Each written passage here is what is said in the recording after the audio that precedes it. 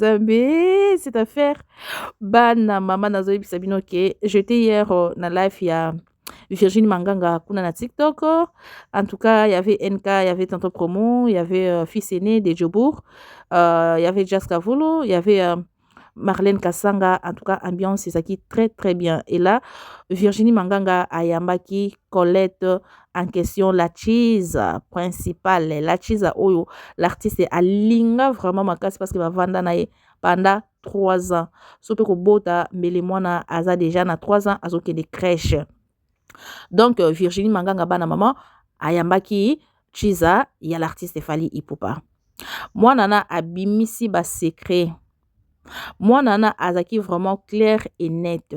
Et chose étonnante aussi que aza lukutate aza malobami balete que lelo alobi boyekuna a changé non. Banda ayana sortie médiatique nae partout azoleka chez Angelica, chez qui encore GG Tour du monde. En tout cas azakaka na même maluba. Azakaka na même maluba, mais en entendant notre artiste azo nié kaka. Mais moi bana maman elo que kamusinga chez l'artiste Fally Ipupa eza du côté orgueil nae pendant les moments intimes elle avec sa chiza na kamwe makasi. Donc l'artiste Fally alakisi que aza orgueillé na ba moment il y a intime entre lui avec ses chiza. Je vais pas mettre la femme d'autrui ici. Maman Nana aza la femme légitime avant d'anaye vraiment mon pan. Donc awa ezali kambu ya ba chiza.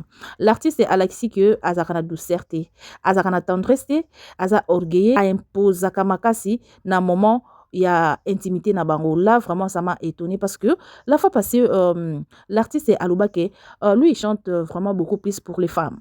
Il chante beaucoup plus pour les femmes. Et c'est vrai, aujourd'hui, Azarana Fanae et Belé, Basi, Oyo Bakraka, non, la personne de Fally Ipupa, Bakraka, d'abord, ba chanson nae. Bakraka, vraiment, ba chanson nae, Oyo Mema Bango, vraiment, la dimension Moussousou. Oyo Bamoussou, Bakuma Kolobake, Nana Ketchup, asa vraiment na chance a beta libaku na zelo.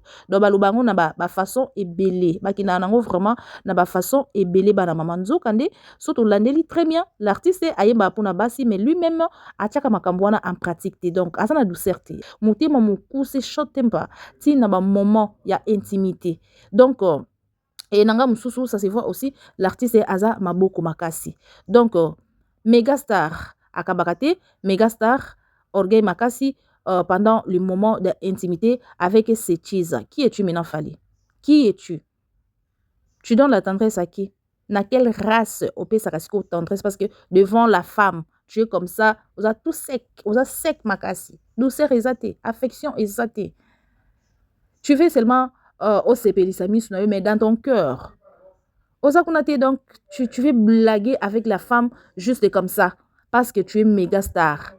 La femme azoya na moment donc azoya déjà l'intention oyoke en tout cas awa nazo savourer awa nasa devant un boss je vais gagner quelque chose donc ma façon peut oyema ke alinga nzoto atikinga pamba sans amour donc c'est ça que tu fais hein c'est ça que tu fais donc la famille toza a aussi avec tonton promo yépe a copé sa impression concernant cette affaire de Fally avec sa chisa principale qui se ressemble à Nicki Menga.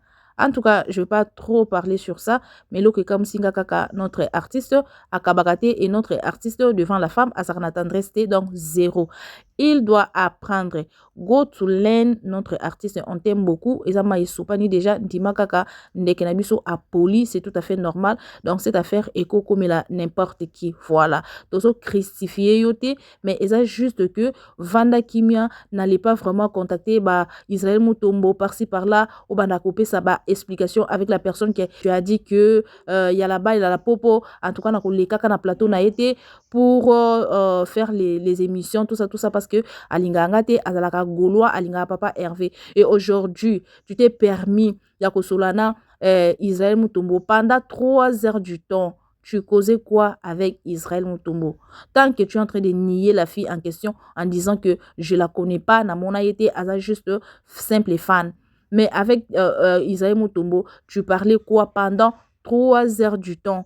Donc ça se voit qu'il y a à boire et à manger. Voilà, il y a des choses là-bas. Donc tu es en train d'avoir déjà peur parce que la fille a lobby très bien. Azana ba bombe na yo. Donc tango yo ozaki déjà malin avec lui en train déjà de commencer ya kobomba ba vidéo na ye na kati ya galerie na yo bana ekolakisa déjà et de là aussi ye pe azwa mayele ya ko enregistrer yo na téléphone mususu pour à garder pe ba élément au cas où s'il y a un problème ye pe azana élément ya ko se défendre avec ça parce que yo lingaki o lekela ye o boaki ba vidéo ya mutakos na réseaux sociaux moko soki aye ko se défendre bato alobanine eza lukuta longba kuna bimisa pe ya yo si c'est vrai. Et aujourd'hui notre artiste est à Kangami à Monique, il ne savait pas, il pensait pas aussi qu'un jour moi na à cause là na ba élément na ye en couleur na Pascal Chio kana to funga l'intelo Virginie n'a regretté, il fallait amouter mamabe. Baninga bazalaka soko découvrir eloko babetela baninga lisolo. Biso toko nyoko maka na YouTube awa na WhatsApp so lobi tinda batinda kate. Nzoka na snap ne ma ya ndenge na yebisio na komi muta snap mikolo na yebisio. Fallait abombela batoloko kitoko boy. Ah et puis si je comprends bien, Alinga qui quand même à se protéger, il faut se rendre compte par rapport à rang social nae. Il n'y a pas de crime parfait malheureusement.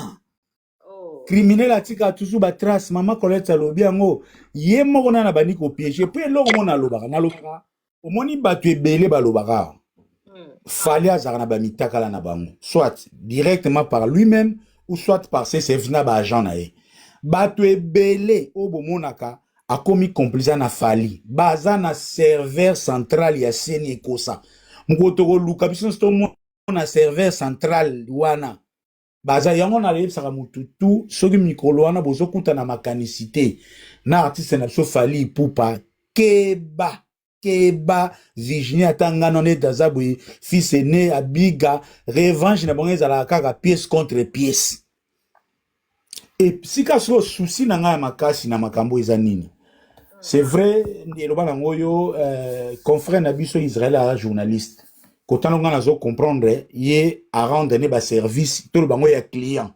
Comme média, il doit donner la parole, na mutu selon conviction, selon tourner, ya ba fait nenga moni, yem tazo maîtriser ba opinion na ye, on n'est pas là forcément pour na koloke ko clouer Israël. Mais tout nangani. Falinde abimi lokola mwana Israël akimi na Palestine.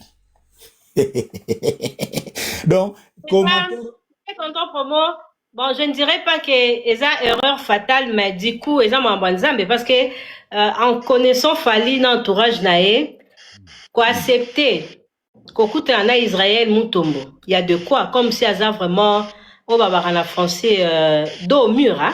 Et ça déjà indice il y a culpabilité. Fallait solana moutou 3 heures du temps, hein? Oh.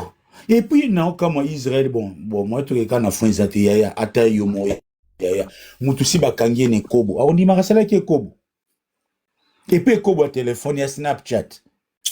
Maman Colette, na tiki binon, nazo yo kanase, batumsu bazala. Merci à toi.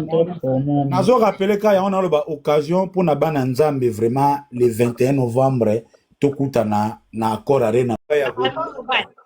Obi? Azamouba.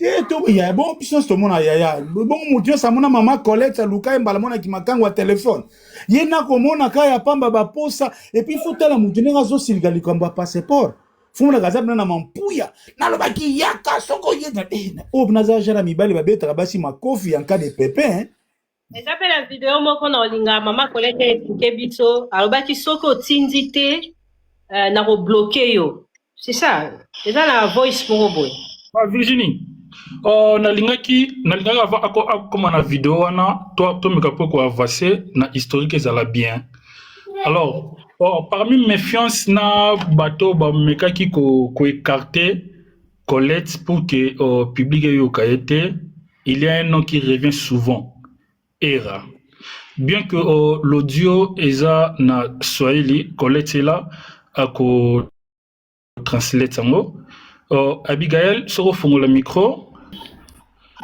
Ouais, il y a un audio, il y a 49 secondes. Sur le tango. 49.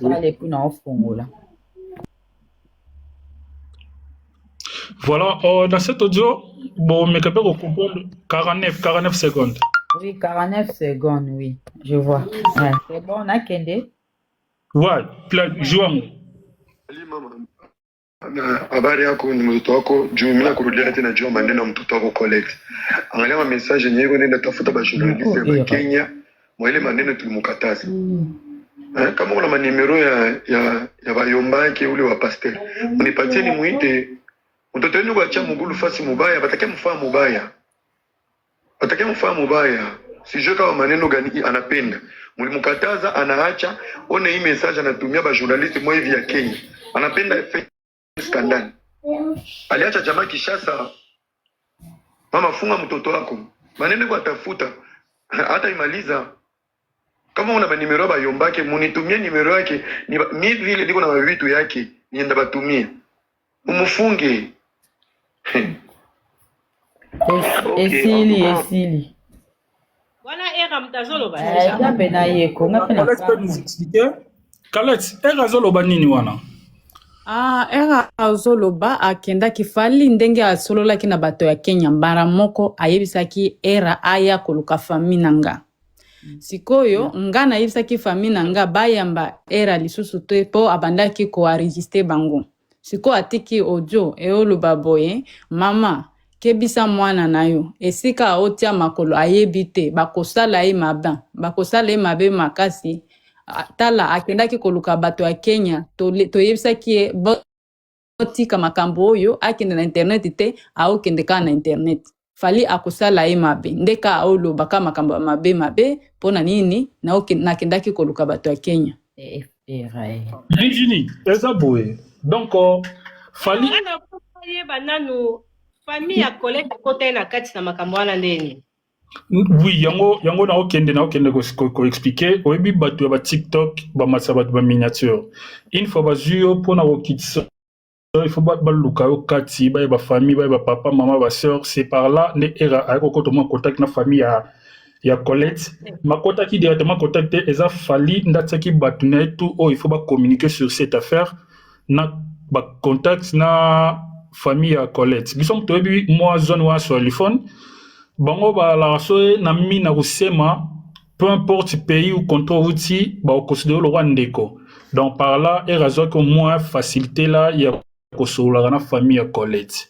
Alors une fois Fally a été interviewé par bandeko ba journaliste ya Kenya malgré tout akima qui n'appelle biyaka na ba preuve atikala kotinda ba preuve te po asinocenté alors ba ya vraiment naza innocent. La fille est réellement folle. Il y a une tombe amoureuse. Na salaki premier pâté. Makima rappelle. Aïe mena koti tâche. Na ba communicateur na entre autres era en tête. Era une fois saisi na affaire. Ole aya directement et pas Colette. Mais era ake et pas maman ya Colette. Pour na roye bisaye. Bena mwana na matoi. Terazo kote internet. Arokura ko gagner Fally. Accueilli même comme ma dossier oyo ti na ba média ya Kenya eza trop dangereux machin. Donc une façon ya ko bangisa bango ya ko bangisa famille ya Colette pour que ba pekisa alors Colette a mekalsuko sala action te ya ko médiatiser affaire oyo surtout sur le plan international en dehors ya Kinshasa en dehors ya RDC. Donc en quelque sorte era aza vraiment moteur au fallait banda ko utiliser trop en contact directement na famille ya Colette pour na ko mema intimidation. Voilà, na reposer question à Colette, comment famille na yo baeba ki Fally? To Fally aeba ki famille no comment? Na occasion ni. Fally azalaki na numéro ya mama leki jour wana batinda mbongo. Eza na mbongo wana $10,000 batinda. Nde bazwaka bape na adresse ya famille na biso. Bana ngo nde babande koyebisa nga bakosala nga mabe po bayebi esika na vandaka po jour wana batinda 10,000 na tiaka ba adresse na Kinshasa po batinda ngo awa.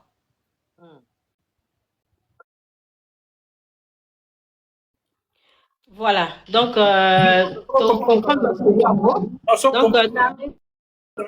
allô? Comme Colette a expliqué Boyko. Fally a côté on a identité na été ma pesa ki identité ya tante na ya mama leki na ye tango tinda identité il faut ça aussi numéro ya téléphone ba to na soki moto nani nda présenter ki te moto na tse contact eza mama leki na ngai par là de fallait akota en contact zala ki te era aye kota en contact na famille ya Colette une fois fallait si interview na Kenya nde aye maintenant ko pesa ba contact ya mama leki ya Colette et pas erande era maintenant abandi musala na ya ko intimider famille ya Colette donc voilà. Ah, ok. Alors, depuis on sali sortie médiatique na yo Colette, est-ce que depuis makambo e bandi parce que balobi eza première fois te o eza deuxième fois o leka na makambo ya yo na fali. Alors depuis o bandi ba démarche o nyonso. Est-ce que membre ya fali moko ya groupe na ye batikali ko benga yo? Non, baitilizaka moto moko boye abenganga lelo ayebisanga soki nakoki kotia na se ayebisinga soki okoki kosenga sorry oloba sorry nde balobaka ndenge osi excuse na makambo wana osala omona eyokende mabe na internet nde bomonaki nono asalaki video aoloba naomatisa Colette na TikTok nanga azoya kosenga sorry po batindaki moto wana ayebisanga nasenga sorry na makambo oyo eyokende mabe nayebisaki moto wana nga na kosenga sorry te na kosala makambo nalingi nasala mais nono ebandaki déjà asi alobi nga nalobaki na kokende na plateau na ye na kosenga sorry wana c'est faux na sololaki na nono te et puis na kokende kosenga sorry te soki makambo balingi esila fali ye moko asenga sorry na makambo oyo asaleli ngai. Donc yo batindi moto abenga yo pour présenter excuse na yo na fali yo pe olobi de ta part non rosala ngote fali nde fois leka a présenté excuse par rapport ya ba promesse non réalisée hein na makambo nyonso ezoleka fali nde fois senga pardon c'est ça yende asenga pardon na makambo po ao ndimate au montsanga na moto alukuta na moto aliboma eza bien te kobenga nga moto aliboma soki na moto aliboma yo pe wa moto aliboma ndenge nino kolinga moto aliboma so yende asenga nga sorry nga na kosenga sorry soki sorry ezate voilà démarche na yo après rozala nini est-ce que rovandaka kimia likambo voilà quand même na osenga yo ton femme au passé na autre chose est-ce que détermination ni ozana ngo soki fallait à présenter excuse Determination nanga soki fali ao continuer na batu na ye ndenge ao tinda bao menanse o ndenge ao tinda bao loba lokuta soki a continuer na après ya kotia mamitaka la biso nyonso to swa makaka na internet na yebi pe yepe akotia yanga nga pe natia et puis dossier to silisi yango bongo. Voilà, Virginie, tu fais la parenthèse ya sorry oyo. Lelo sen Colette téléphone à charge hein. Voilà. Sen Colette Abeti eza sen ilekani lelo lundi 24 août 2026 na Tongo. Il y a une dame au nom de MK, aza aussi journaliste si vous vous rappelez Kalate awa Colette auta kosala émission moko na Swahili. La dame présentatrice là kombone MK. C'est la même dame que Fali a utilisé pour nakoya maintenant pour convaincre Colette comme quoi azwa mbongo pour que aya ko démentir non seulement les solo et puis à s'excuser auprès ya Fali. Tellement de bêta ma solo ya sorry Abigail yo fongolo na micro. Ngana poso keka na micro. Ça a disponibilité ma casse. Voilà, il y a un audio au fiston coloqué à Zotsaba la terre. Un audio fiston coloqué. Moko bato ba yebi voix fiston coloqué ba weba à Zotsaba la terre pour na sorry à Zotsenga pour Colette batika la famille likambango sila. Avant même autre audio, une fois, la dame la MK assise Kosolona Colette, bien que Azwaki gain de cause n'a été, à Kina Maman Robert Ali Solo. C'est pourquoi vous avez vu ce matin, Danonon à se précipiter. Il y a ça la live comme quoi, non, ce soir, Nakoyamba Colette, Akoya Kosenga pardon, machin. Parce que, Bango Bazara qui convaincu, Colette a rendu mbongo pour qu'elle s'excuse. Yango, Danonon Sala qui live na tongo a rassuré Batou. que akosala live akoyamba Colette. Donc Colette a contacté nga betelinga liso na bise komeka kutu kosimba ata un franc na yango te komeka kosenga sorite komeka aussi koleka na live te. Donc voilà. Il y a un audio des fistons coloqués, bien que Israël est là au but d'un tiré sur nos fistons coloqués, mais moi je vous rassure. Basola trop. À part continuer à billet, il y a Stade de France, Basola trop. Audio à 19 secondes. 19 secondes, Abigail. Audio les fils aîné, pendant na kati ya vidéo ya. Le même matin, au lieu au MK Amema, au résultat, ma solo a une Colette a beau catégorie. Comme ça la live, maloba guidé. C'est pourquoi vous avez vu dans nos noms ce matin à Sali live avec assurance à rassurer que Colette sur la live n'a pas quoi pour assez nasori. Alors tellement on parle il y a qu'à s'excuser. Que déjà bazo calmer ma cambo. Il y a quelques jours fiston colloqué en personne à Sali là qui Colette audio pour nous c'est non on a enterré tout. Tobe banate, mitakale ko bimate, totika la famille. Juste famille.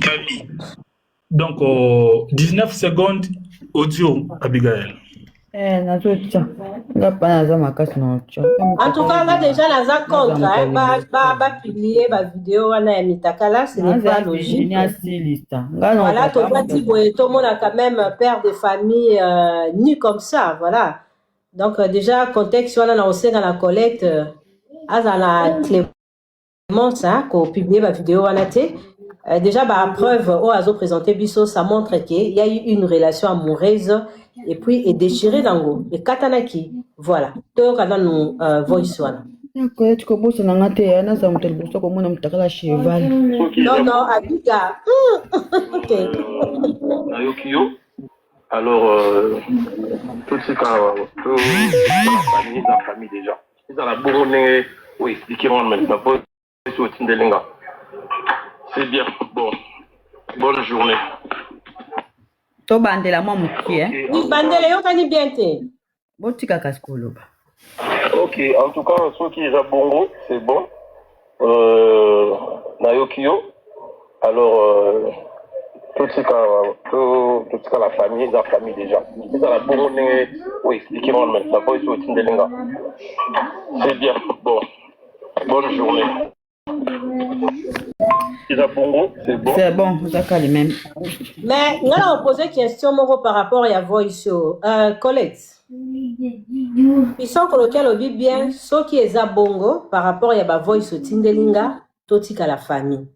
Yozo ambouye bisote, na kuzo sola na ba semi qui na office coloqué bossa mea culpa, mais awa olobi maramu msusu parce que ba dire ya fiston coloqué ezola kisake bosolo la otina ba voice moko ya malamu bosolo la ki malamu peut-être rassurer ki bango ke non koleka na média lelo pour présenter ba excuse na yo voice otindela ki fiston coloqué ezali pour fiston asa la voice eza voice moko naza nango eza voice moko pona makambo ya era po era soki akendaki kosetake na famille po esika nanga tobandaki deja tofinga na tozwa solution et puis ye ayebisinga ye fisto abande kotuna nga pona soki na kotia ba video wana nde na esiraki na kotia ba video te ok. Mais il faut bien encore Si vous te comprendre, parce que tout le monde comprendre, hein, bah on peut excuse-moi pour utiliser mon fils aîné, bah ça peut battre maël. Voilà, bah on lingate que eloko wana et que ndenge ezali to linga kaka vérité. Est-ce que ceux qui va pesi ombongo parce que 4 foyers na Kinshasa fallait dépenser kaka na logement. Babier, je pense c'est ayo. Ceux qui bazong c'est lombongo to dépenser ki wana. On se maîtriser Colette. Eza moi defegot eza moi po nazonga nano sima famille nanga ndenge era kindaki contacter bango famille nanga ba contacta kinga ba yebisinga yo na mwana mobali obo bandi lisusu po ba bande koyeba te soki biso na ye to bande to continuer ki na biso nayebisi bango tobandi alobi tala baofinga biso likolo na otala kaka famille na biso bato bapastere basambelaka bakomi kopesa nga bamenance nga nayebisi bango par na nga famille na nga balobi yo ozoloba lukuta por na nini kaka yo njo toyokaka il faut biso pe toyoka fali na par na lokola famille na yo oncle na akosolola na ye moko po yo to comprendre makambo note olingaka otia mwana mobali ya bato na internet olingaka makambo ba problème tala kaka bango tu bayaki pananga bayebisinga kende koyebisa fali famille na yo balingi basolola na ye nga na yebisi bango napesa ka bino numero bobenga ye famille na nga balobi non tokobenga famille na nga balobi non tokobenga ye te tapoter les lives s'il vous plaît je vais vous faire monter soki alingi soyez un peu patient on écoute nakendaki koluka fali nayebisi na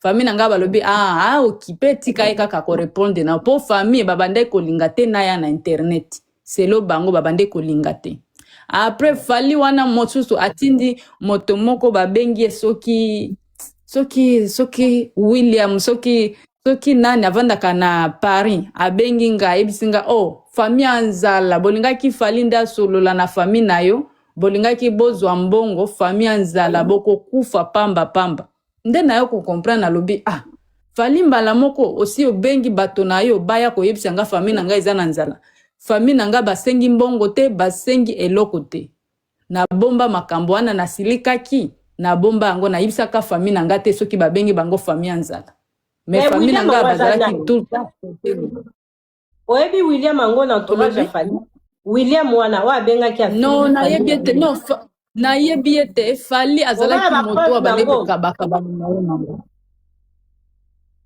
olobi est-ce que vous avez la preuve ya William ndenga bengaki yo na voice omoni siko ndenge basali yaya omoni siko ndenge basali na message yanga na fisto basupprime yango na basysteme na bango omoni ndenge basali Instagram nanga social nanga ya Medium social nanga réseaux sociaux nanga nyonso basupprime yango fali na equipe naye siko ba message nanga tu ya ba moko babande ko menacer nanga exprimer yango na ba système na bango nyonso fils yon to eba la technologie est-ce que c'est possible parce que ba to bele ba okota wa peu ça juste que tango coloquer à comprendre que collègue ça sur pas plan activer mode éphémère et puis supprimer toutes les conversations. Ce qui reste, c'est à quelques notifications à l'appel. Mode éphémère, on a WhatsApp. Pas de problème. Voilà, l'invité, comme tu pas tout dans la question. Comment il le cadre? Zaki promesse, il y a passeport. Mais il y a une question, Marlène, on a posé la collègue. Voilà. Est-ce que, au Ebisa qui fallait directement que, à devoir yo $35 000 na yo, il y a dépenses et na réaction na yo.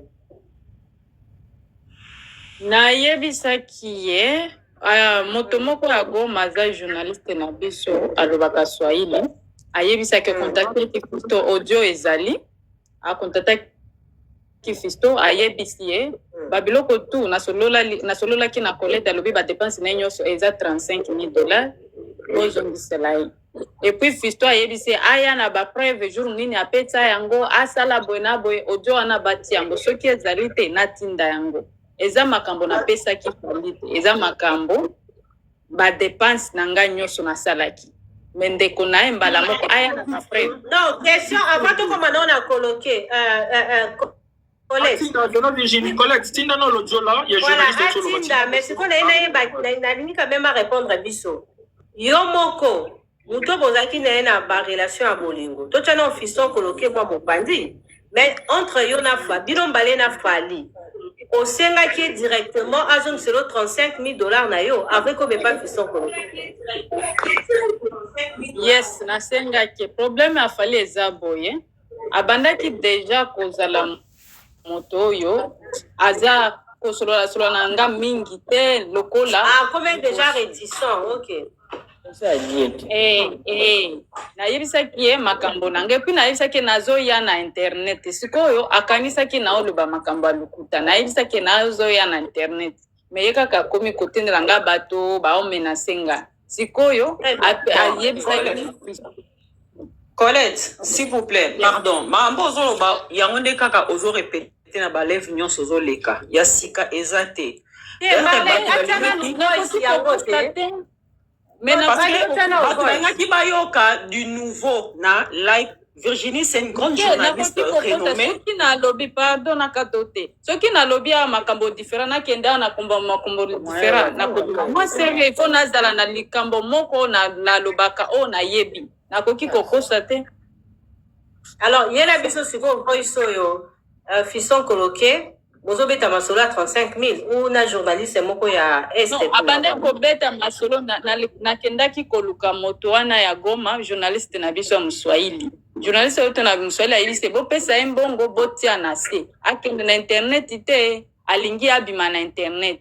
Siko fisto alobi asala nyoso akosala biso to pesa embongo aya na baresi. Et puis fisto wana lisusu a contacter na mamaleki basolo na mamaleki nanga alobi boye. Voilà, merci Colette. Virginie, s'il te plaît, avec ta permission, Eza Live Nayo. Colette, awato ça la blague te. Osa devant une journaliste chevronnée, grande journaliste Virginie Manganga. Si Andima ça en live, Aza fi à TikTok te, fi à Rando te. Osa non live professionnel. Fils aîné, il est là, il est professionnel. Abigail MK, barotou basa ba professionnel. Tolinga toke nango de toza bo fali azolanda biso fiston koloka olanda biso mokimbo bimbe landa biso. Si tu as un message, alors sois bref, clair et précise. Si tu as un message à donner à Fali en ce moment, oye bisaye nini. À toi la parole ma sœur. Ceux qui n'ont un message à koye bisa Fali. Oui, zala clair, bref et précise. Si vous avez un message à Oyeb Safali en ce moment, Oyeb Safali, ça tu sais, tu as les bosso à Fali. Écoutez, un Fali Siko, Azad devant toi. Pour Fali, Azol na live, na PCM Bote, c'est les chevaliers, le Sako, Noko Nanga Mongo. Si vous avez un message à Oyeb Safali en ce moment, Oyeb Isaye Nini. On a koyebisa kaka soki tokomi awa eza pona ye.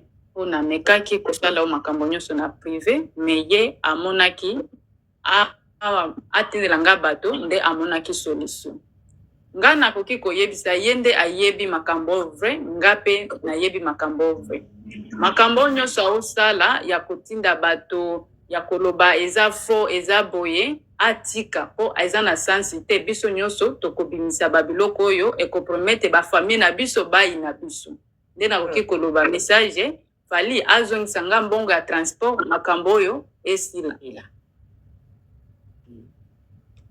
Bon, je pense que Marlène Colette a clair a déclaré $35,000 naé. Dernière question à poser, Virginie. Ouais, avec ta permission, merci. Colette, audio otozoka ezo circuler.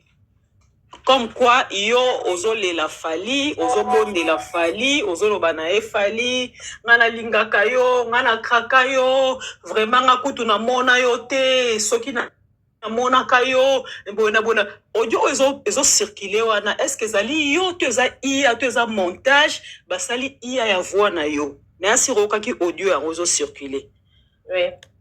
Ok, wana c'est faux. Nde na lobby boy, na yebite gouvernement na biso ke zalaki Australie na lingaki na kende na hotel wana ba ye langa mo image ya date wana Fali yaka na hotel na air na bilamba biloko nyoso abandaki kolata.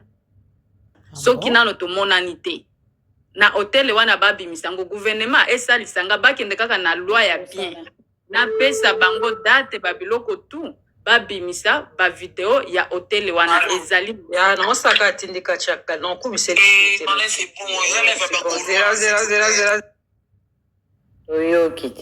donc Marlène soit qui bat le 12 octobre entre le 12 octobre 2024 ou le 13 comme ça bah au moins la vidéo ya Fali na kati ya hotel Léon à Kolanda Colette.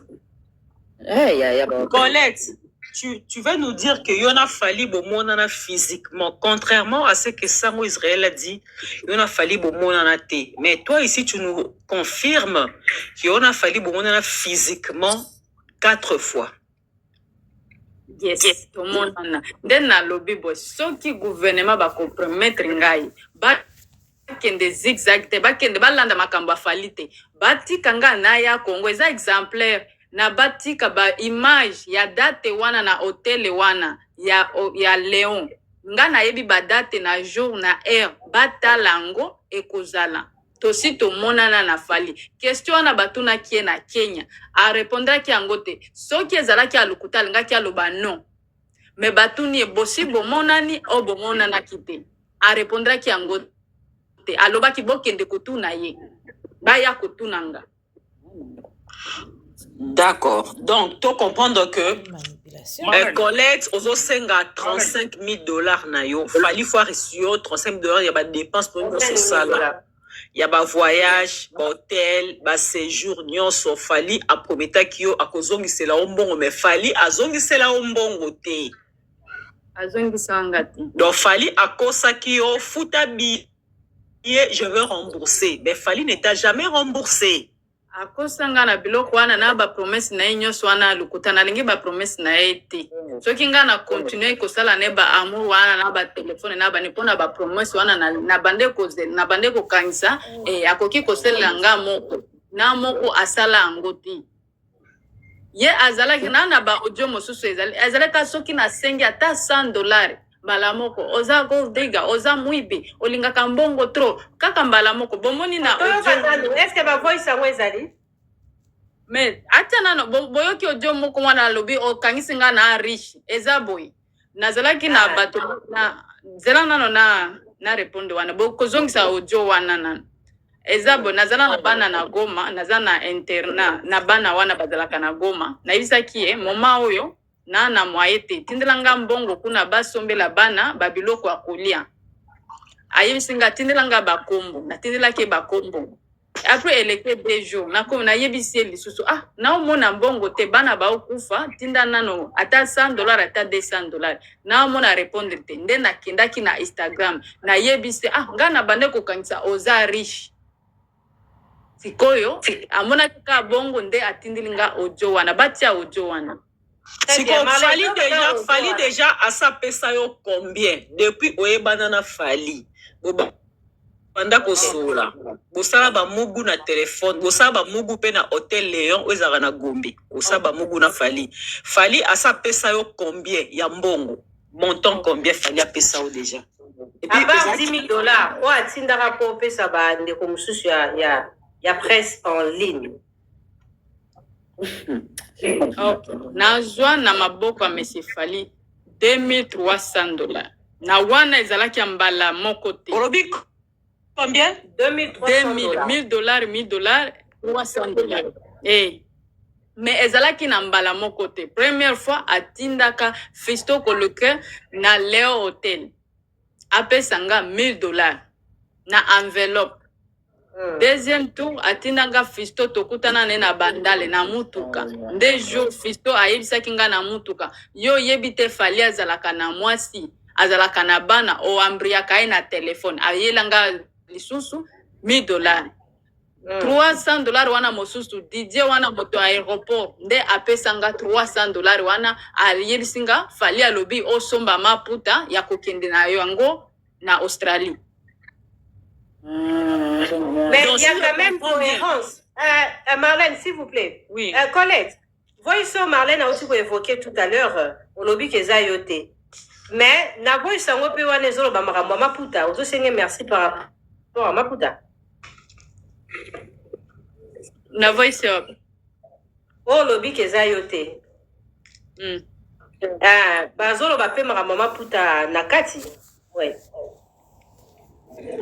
Virginie, Colette a déjà embrayé, jusque-là elle a déjà embrayé. Il faut retenir une chose au clair. Déjà, elle a du mal à comprendre d'autres questions pour poser. T'aimes beaucoup trop de français, ça va embrayer. Déjà, à côté, il a fallu 4 fois, plutôt à Yekin 4 fois, contrairement à Osama Baga Yekin 2 fois. Là, c'est une belle précision pour tenir compte. À côté, il a fallu 4 fois, mais plutôt à Yekin 4 fois. Donc, c'est en gros, c'est ça. Et Laura Beba n'a fallu, et ça juste ma promesse est réalisée. Et Bélé au fallu à Pessaï. C'est ça seulement le problème. Donc, à péter ma plombe, non, n'a jamais continuer avec de telles promesses ou à réaliser au moment où tu as la tout, virtuellement comme physiquement. Donc, virtuellement, au moment où tu es en Australie, et puis physiquement, tant que tu es en Kin. Bien que Fali essaie de tout nier, mais il y a eu des contacts physiques. Nandenge assez, boye, à chaque fois, il y a un Kin. Colette, elle est bien consciente que bah récit il y a hôtel Ezali à chaque fois fallait banda ko visiter parce que ça qui loger na kin ba caméra de surveillance c'est hôtel wana Ezali elle a des jours elle connaît très bien bolbino moko bolobara déjà que moi si abosanaka papa ya mwana te ça veut dire vous captivez tout journée wana du début jusqu'à la fin donc elle n'est pas folle à ko bosanate journée ni fali ayaki kotale na hôtel et puis ba passer qui na acte bato bazoboya bato wana bakoki kopusana na hôtel azalaki logé akopesa badétail avec des factures ya hôtel et puis précision sur les jours où fali abandaki koya kovisite mpo na mbongo à part les 10 000 oyo fali atindaki atindaki na baidentité ya mama leki na ye arecevaki $2 300 mais en 3 tranches. Et là, je vais expliquer à moi. Et $2 exact na kati ya 35 000. Les $2 à 3 tranches, exact en bolingozo continue. Ndeza la loi, argent de poche quoi. Ouais. Le 35 000, c'est autre chose. Si vous voulez retirer 2300 na kati ya 35 000, wana beaucoup de ça manka. Parce que à ça comme on a programmé. Donc c'est la chose à l'inga qu'on expliquer. Alors, il y a certaines questions. Elle avait déjà essayé de répondre na début à live. Ouais. C'est pourquoi ils ont mon droit de tourner et sikamoko. Alors, du nouveau, Namona Marlène a évoqué qui awa. Colette a raconté biso l'histoire vraie. Histoire échange raté. On est lundi aujourd'hui, hier c'était dimanche. Si vous voulez le solo est nouveau. Donc, allons la dimanche, vous avez qu'il va comme ça samedi. Si ce n'est pardon. Excusez-moi.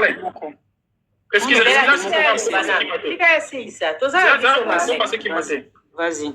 Si elle se répète, n'a pas live toi kende parce que tous les lives bazo poser la même question et même question ba tuna ils ont la réponse moko soko yana matel ba tuna 1 plus 1 ou ba 2 ce qui na Gabon 1 plus 1 égale 2 France ndengamo 1 plus 1 égale 2 donc akoki ko inventer et loroté donc les gens qui attendent et loko sika plutôt ezobima du jour au jour na ngambu ya fali au mona ke era ayena défense na mususu lo maka mususu danono ayena maka mususu les autres tiktokers bayena maka mususu équipe a fali na maka mususu le Lopez Israël sango ayepe na maka mususu bango excuse continuer yo ça sango ko tellement Virginie alors tellement bango bazoko ça il faut pas changer l'histoire à chaque fois mais Colette aza constante na makambazo loba azo maîtriser azo betara histoire vraie il y a des gens au bas comprendre des anecdotes moi mke Colette aza monde francophone te aza mona mora lungwe 5 ans na Afrique ake Australie akoli na monde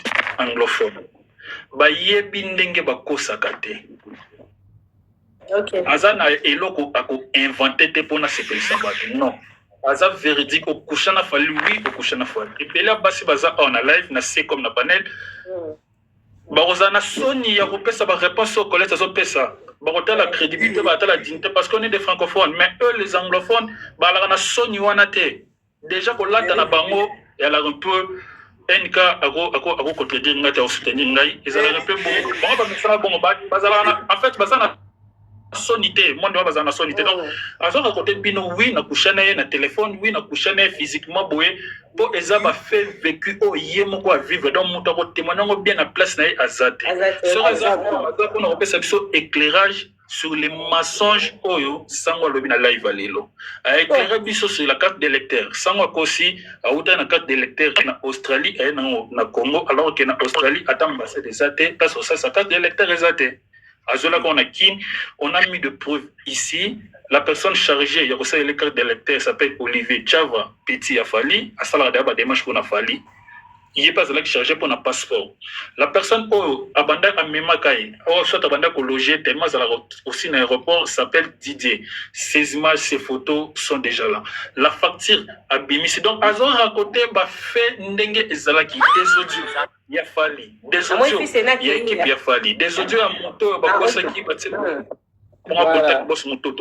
Tout Ezali avec des captures d'écran Ezali. Et le 29 avril, c'est la seule promesse, c'était une surprise. Dans ma campagne, il fallait promettre surprise, il fallait salaire. Et ça que fiston coloqué a tenu la bien à Stade de France le 29 avril. Donc, on concert les 2, les 3, mais le 29 avril, fiston coloqué a tenu les 2 billets, il y a les 2. On a les 3. Malheureusement, c'est la parole d'excuser. Malheureusement, tu n'as qu'un format document, bien qu'activé en mode éphémère, document qui est déjà dépassé par billet tical et puis une histoire dans la conversation. Donc, c'est un peu ça pour nous regarder tous ces collègues essayent de vous dire. Bon, dans un an, nous avons ici à l'Ikambouya riche. Marlène, les petites questions à poser qui te permettent d'engager moi débat sur Yango. Alors, Abiga, tu as vu voice sur Anna. Tu as voice sur Anna. Il fallait bien ce qu'elle a riche. L'État a besoin de voice na tout na Colette question. Colette, ntango yaki kimbala liboso osala ba dépense na yo ofuti ba billet ba hôtel omoni ke fali apesa yo mbongo te okusha na fali il t'a rien donné apesa yo mbongo te. Mais pourquoi tu étais encore tenté de revenir pour la deuxième fois aussi longtemps que la première fois fali apesa yo mbongo te?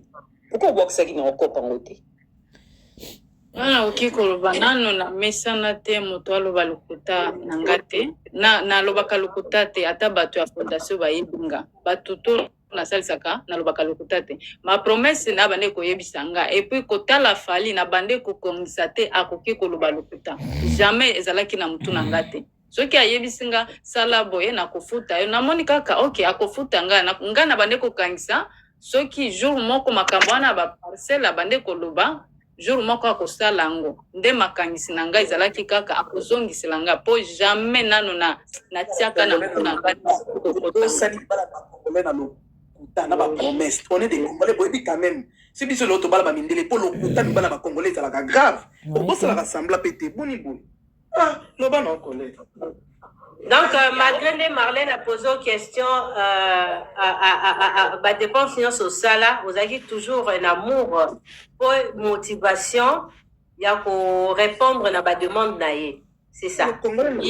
Yes tout tabande ko yesanga ko salisanga mais ngana na ti lelo na bande ko kanisa te fali akoki ko yebisanga lokuta jamais na 3 ans nyonso te na ye ko comprendre na lobi fali aoloba makambo nyonso alobaka eza ya lokuta nde na komi retirer et pas ya fali na komi ngamo ko nde na miru. Alors Abiga tana voice fali azoloba ke est-ce que ngana za riche oloba ilo mo pe boye a réclamer par rapport ya ba demande. Pardon, Olobi? Ça, une réclamation que vous sengez bambongo, c'est ça, il a monté pour évoquer. Ndena lobi, nazalaki na problème, nazana fondation na Goma, nazana bana, sikoyo, bazalaki na problème ya biloko ya kolia. Ndena yebise, moma wana angape na bambongo, natinda kiango, pona ana ba fondation ba isika lepi na salisa kabatu. Natinda kiango isika mpusu. Ndena yebise fali, soki oza ata na $200. Na yebisi fali soki oza ata na $200 s'il te plaît tindelanga yango ata na Goma bana basomela bango biloko akolia ayebisi nga tindelanga bakombo na tinda bakombo na zeli na omona te et puis na yebisi fali baozela ayebisi nga nazalaki na makambo mosusu boy na boy nde na kindaki na Instagram na bana poto bazaka na foi na parole mutazoloba na ye mutazoloba na poto à col na poto. Donc, nyonso o fallait en ekoloba na ye, Colette y croyait. Elle pensait que Fali allait réaliser ses promesses. Principe, il y a la moralité quoi. Bana poto banet bindele banzi maramutu sur parole. Et tout ce que Fali disait à Colette, na coupé ça yo, futa kaka billet avion, je vais rembourser mais le petit billet à avion. Fali farat ne lombon à billet avion, fallait zangi bon à billet avion té quand même. Fallait ça frapper.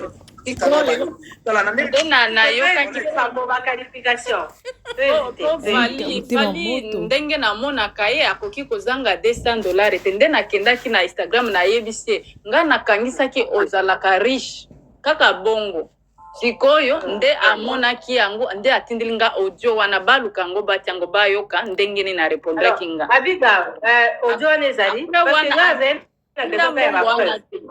Non, Virginie, bokende rapide. Abiga Vela, bokende un peu rapide. Il faut comprendre Colette. Colette, c'est un moment de détresse. À Zampiaka, il y a une fondation encadrée dans l'Enge Est. Alors, tellement vivant mobali. Azan a pas se ressentir en bon côté. Avec aussi en mobali, à vivre en grande star, superstar. Donald, Jacobi, Pondalier, Bakombo Touana, Batika Touana, Nasoye. Avec aussi si vous avez un bongo, un minimum $200, continue de l'engaïté. Si vous n'avez pas collecté, mais si vous avez directement la fondation dans Est pour que vous ayez quelque chose à coller. Azeli, Fali, Aibisi, nous avons coordonné à bateau, nous avons à partir de Goma. Mbongo qui est d'Australie, mais qui est Est. D'accord, c'est ça la précision. Colette Azeli, réaction à Fali Mbongo, Fali raté. Colette a pété, mais grande histoire, boy. Au monde riche, mais aux anneaux riches. Donc, elle a écrit ça parce que bon, un peu dans franc parler là, au Rwanda. Elle a peut-être dans Mbodi, au bimon, ça la danger, que Hermès, il y a $16,000. Bilamba na mineno la tarawana, montre la kisara, mitugano, et quand on a porté comme la kinité. Nenga nini, on continue à $200 à STP. À Betsembo, du wana fallait s'y porter à yem. Sinon, c'est la Colette yango na audio parce que fallait pas nous rejoindre c'est la baba c'est la réponse oui bien qu'il y a beaucoup à rater. Attends ce qui moi na ye moko kutu abeta ke bambodi na te papa chama mabana na ye awa chama mabana awa te fils ne ko chama mabana awa te pardon Virginie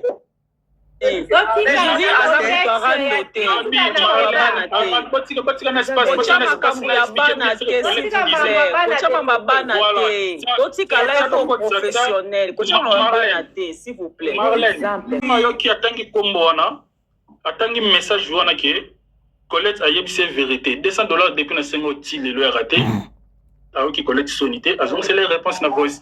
C'est les voice là en question. Nem abig azo jouer en voice. La bite voice wana toka. Ça bientôt yo kamo.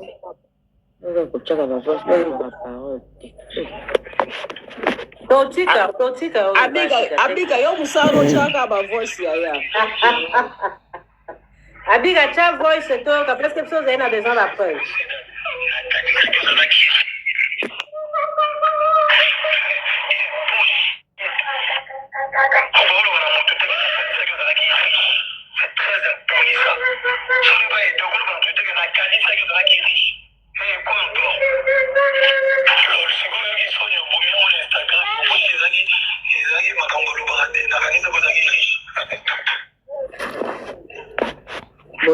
Voilà, tout est clair.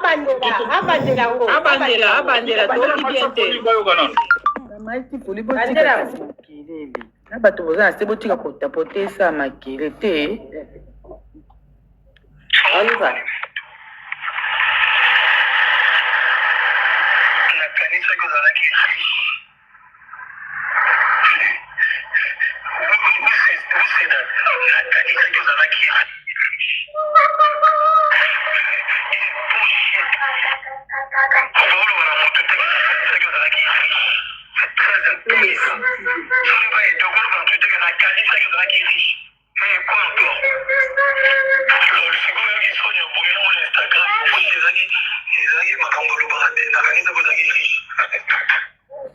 Pardon, juste une minute.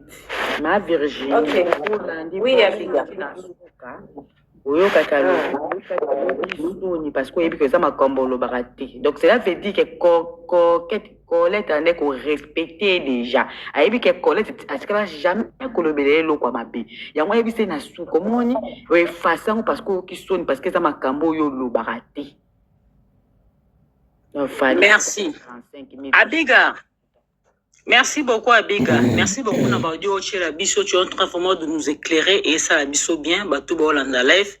Fiston Koloke tapoté et ça, la biso bien.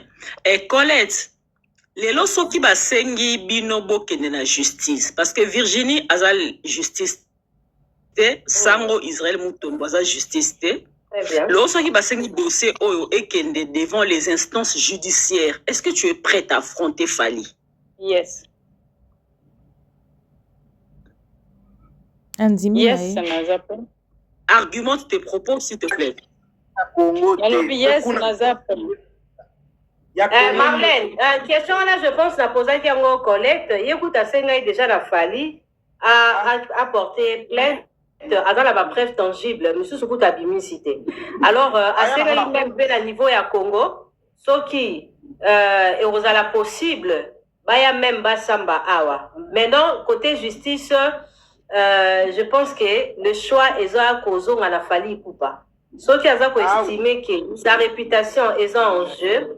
Tout ce que Colette présente est à histoire moko ya lokuta, à fanatique nae, à qui est tant que femme pour sa réputation évidemment.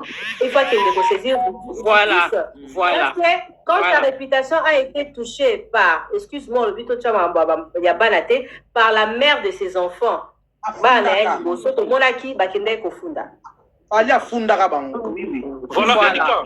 NK, Marlène, est-ce que ça n'a pas été bien que vous avez une question, permettez-moi une question. Alors, vous avez un live depuis Kala, ça fait aussi un moment là, on a déjà Colette, avec quelques questions posées ou qui va réponse. Mets-toi maintenant à la place de Colette. Serait-ce là qui y a un délicambo et comélio? Et tant que moi, si, au niveau réagir, non, ok, la justice. D'accord. Merci beaucoup.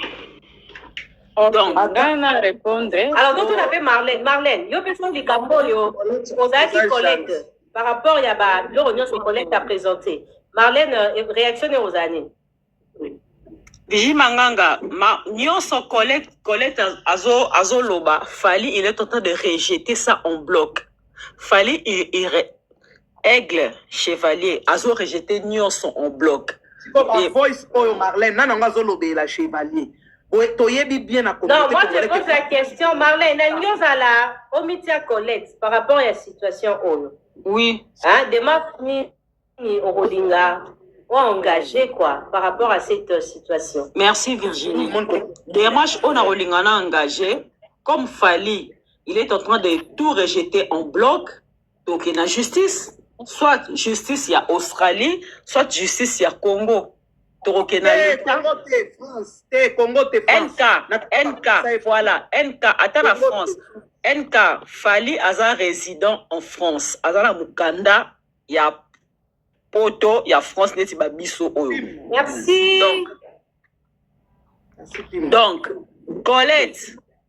Le coup a fallu azako rejeter ba propos na onyonso azoboya yango azoba oza lokuta tu es crazy, you are crazy, t'es folle et tout. Alors you are crazy, de liboma Colette. Yes, liboma. Abengio. Voilà NK. Abengio you are crazy donc oza liboma mais ndé nazo so na yo boye. Nandimite koza liboma nazomona yo oza la capacité mentale na yo nyonso oza liboma te mais comme artiste azo traité yo d'être you are crazy te liboma boke na on a justice Sango aza justice te Virginie aza justice te c'est vrai que na TikTok pe eza bien parce que eza ko éclairer biso bazondo mamsuto eba kité tozo bango par rapport à ba témoignage na yo eza pe bien eza mabete Colette mais s'il faut que boke na justice bo samba kende bo samba pour yo ozo déclarer $35,000 na yo ezambongo ebele $35,000 ezambongo ebele c'est une somme colossale ezambongo ebele boke na l'état sango za l'état te manganga za l'état te boke na l'état bo samba tota nanya ko gagner procès NK lobi toke na l'état ya Congo te na pesipe NK raison parce que l'état na biso pe ya Congo to yebi ndenge tambola ka to yebi NK to yebi to aba na Congo Voilà. Et une question à Colette. Non, Colette, attends. Colette, c'est là, faut répondre. On a précisé le mot. Différence c'est Ali. Différence c'est Ali, n'a évoqué Israël.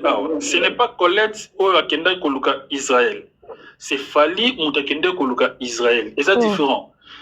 Ah oui. Colette a lu Israël Israël mutaluka qui est Fali. Donc s'il faut peut-être conseiller mutaluka qui Israël, il faut conseiller plutôt à Fali. Au lieu de Israël qui est na Colette na justice. Donc conseiller ne se groupe sans Colette cité. Deuxièmement, je ne pense pas que Fali a rejeté en bloc au Excusez Malène, excusez, n'a s'expliquer. Pour aider Colette. Vas-y. Voilà, je ne pense pas Colette Fali a rejeté ma Colette Azoloba parce que na internet Colette n'a quitté. Déjà Fala tinda ki batune ba banda ko s'attaquer na Colette. Colette a koya après. Cette fois-ci, Fali mutatinda ki batune. Quelques communicateurs ne basa sur l'internet, bonde ba ki ko s'attaquer na Colette. Et Colette azo bimana droit de réponse pour établir la vérité. Na loba on est bandeli. Fali ne rejette pas en bloc ce que Colette dit. Fali azo nié. Parce que qu'on rejetait en bloc, et ça qu'on refusait d'accepter, d'admettre ou soit de recevoir quelque chose. Donc quelque chose, c'est ça qu'on rejetait, et ça dit qu'on refusait. Mais ce que Fali azo sala, et ça qu'on nié. Ça veut dire qu'on prouvait que Elo Kowana est ça fausse. Voilà, la grande famille, en tout cas, on s'est arrêté là avec Virginie Manganga et fils aîné de Djobour. De ma part, j'étais déjà fatiguée, tout ça, parce que là, il fait à 2h, 3h, en tout cas, j'étais vraiment fatiguée. Alors, ce que fils aîné veut expliquer, et ça que jusque-là, malgré ma preuve, malgré ma voice, malgré aussi que la fille est en train de confirmer que Yépe Azapena Moutakos, il y a l'artiste, mais Nangambu, il y a l'artiste Fali Ipupa azo continuer kaka kowangana. L'artiste Fali Ipupa azo nié ake ko nié ti na bosolo na politique chez Israël Mutombo. Donc Israël Mutombo vient nous expliquer que selon Fali Fali dit que asa simple fan a ebiyete ba monana te ba kutana te. Mais comment la fille a eu $10,000? Comment la fille à Solola avec Fiston Coloqué? Comment la fille a Kenda Kishasa? Comment ma voice? Il y a l'artiste Fali Ipupa Eza avec la fille, malgré la fille Azolobake, Azabina Moutakos nae. Et Moutakos en balobi ki Ezo Mounana déjà na XX kuna. Donc allez-y comprendre. Pour regarder ça, il faut payer €2.50 something like this. Donc Fali Ipupa, c'est inutile de nier encore. Sois vraiment humble, juste dimanche, le que oui, on était avec elle, mais non, c'est Moutako Christifio a zateke de pousser des choses qui de musique ozana bana baya komona mutakos na yo ako si abatembe na yo ako si akokabate douceur ezate kokabape ezate. Qui es-tu maintenant? Qui es-tu maintenant? Oh, ozo qui s'appelle ba fano soni makasi. Ozo qui s'appelle ba fan na yo pena maman na so, donc tu es au cœur d'un scandale. Accepte seulement parce que ça peut arriver à tout le monde. Ça peut arriver à tout le monde. Tu t'étais offendu qui m'a de donner des explications par-ci par-là aux autres aux autres chambonganger basala mona mention ma bé. Même si aujourd'hui basali ma bé. Ça pose pas un problème. Mais vérité déjà est bimi. Kende bat babano mono osa musantu o simbakate libanda o tushakate o trishakate nzokande c'est pas comme ça. Donc ko tricher wana pe o lingi ko kabate osa pe na douceur te. Tu fais douceur seulement à qui? À quelle race? Je me demande. Il faut pouler m'bati, pardon. Donc, les amis, c'est ça l'affaire. Pour comprendre kaka que Papou Nabiso alinkaka a laver image nae, a sauver honneur nae, tout ça, c'est tout à fait normal. Mais après feza wana moyen a kima lisu feza te malgré azo kima azo koya kaka, azo kima azo pola kaka nambula. Donc ndeke Nabiso a poli moyen a pumbwa ezate ti akeso ana Israël mutombo oyo yé a komisa ye ennemi aluba yala ba yala popo. Donc pas question même de passer na busolo na politique pour venir faire des émissions là-bas à Boya Penza. À Boya. Et aujourd'hui, moi, comme on a Ipoup Nabiso, azo ki no solo là avec Israël Mutombo. Oyo bango ba considérera que azalaka gaulois à 100%. Lelo fali abuki Penza mapeka. Asolina Israël Mutombo pendant 3 heures du temps. Tu parlais quoi avec Israël Mutombo? On va expliquer nini pendant 3 heures. Parce que tu dis que tu n'as jamais vu la fille, au YBT, elle a juste simple fan. Simple fan, tu vas expliquer something, il y a 1 minute, le but point barre, je la connais pas, c'est qui, ça m'étonne, et puis, ok, au porter plainte. Mais pendant 3 heures, tu connais quelque chose. Oh là, qui ça? Oko simbato au simbate. Qui a dit ça? C'est pas toi. Hein? C'est pas toi. Il n'y a pas quelque chose à arranger ici. Il n'y a pas quelque chose à laver ici. Nous sentons que tu as passé. Tricher. Mike kalamba bazo sala ba vaseline kuna. Baya momo bazo linga be liane kuna. Et bongo yo simple musicien mondaine. O linga te pourquoi? Tozo crucifio te papa linga na yo me kabaka zala pe na tendresse. Linga na yo kabaka zala pe na tendresse zala na douceur. Yeba ko bondi la mwasi, yeba ko sala makambo wana na moment intimité zala na douceur, zala pe na pesa mwasi elengi. C'est pas question parce que tu es méga star. Ya muta olia méga star azate. Muta ko lia pe na ki méga star na yo ayi na yete ayiko. We are sorry daddy. We are sorry. You have to fix, you have to learn. If you don't do that, if you au pesa ba warrior penda santi genre ma chanson na yo apprendre la chanson ya bien pour le warrior et oui mais la biso nzembo a penda tozo fela ngo makasi mi bali yo ka bamona ko lembisa nzoto angai amour ça la chanson ya bien pour les mamans. Oh, moi je chante pour la femme, je chante pour la femme. Mais pourquoi tu n'es pas tendre? Pourquoi tu n'as pas la douceur? Pourquoi tu fais pas la chose là bien comme il faut? T'entres zéro bongo. Ozoya na sécheresse ya modèle wana ki okola ki sato okola ki sate. Tu dois apprendre. C'est ça en pratique. Donc papa Hervé fait rigola comme c'est la biso côte c'est la biso siko oyote. Donc biso tozana nous affaire ya ipoupulé. Donc moi na ona kombo ya Colette a ko dévoiler penza identité complète ya ipoupulé ya za la traité amelaka a tchaka pe ba parce ya yelaka ye pe ba moi na boya koyoka nanga lelo na komi par terre affection la te souci koyengelanga.